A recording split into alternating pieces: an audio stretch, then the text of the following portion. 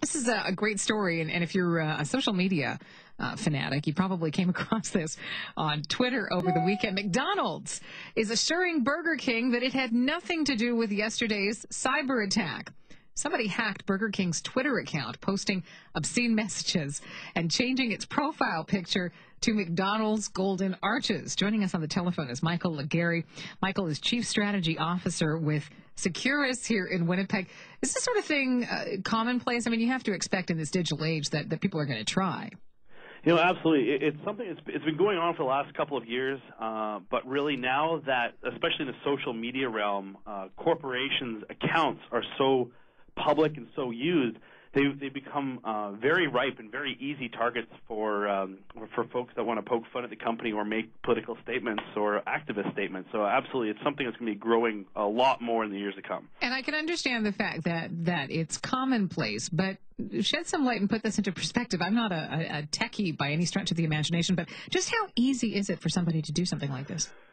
Right now, one of the difficulties for something like Twitter right now is that they're extremely poor at being managed by an enterprise. So for you to keep your password secret when you're the only person logging in, that is again, a problem that you have as a person.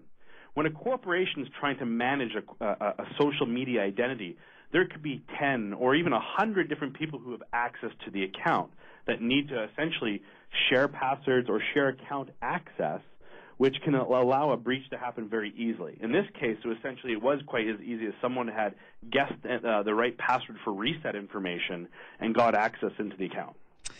Which would be a very good lesson in making your password difficult enough so that somebody... I don't understand this whole guessing thing, though. And someone was telling me, because as I mentioned, I'm not the tech person here, but there is actually software available that hackers will use to guess somebody's password. Yes, and actually one of the most robust applications and data sets out there is actually written by a Winnipegger. Oh, really? But yeah, we have so much to be proud of. There it is. It's interesting where the guessing of the password is extremely easy nowadays. There's the raw horsepower a computer needs to guess a 10, 15, even a 70 or 80 character password can be measured in minutes nowadays, even less depending on how complex you make it with real English words. The other issue we have is that we've been counteracting it where people can add in secondary security measures. Like you may notice if you go into Facebook nowadays, you can add an additional security measure where when you log in, it actually will send you a text message to your telephone where you have to enter not only your password, but a secret one-time PIN that you have on your cell phone to make sure that it is actually you who's accessing the site. Of course, that additional measure takes additional time and additional complexity to log in, so some people don't or won't use it. And that's the issue we're having right now, is that technology has ways of solving the problem for us, but it means more effort. And not everyone's ready to put in this extra effort to keep their things safe. Well, Michael, do appreciate the time. Thanks so much for doing this.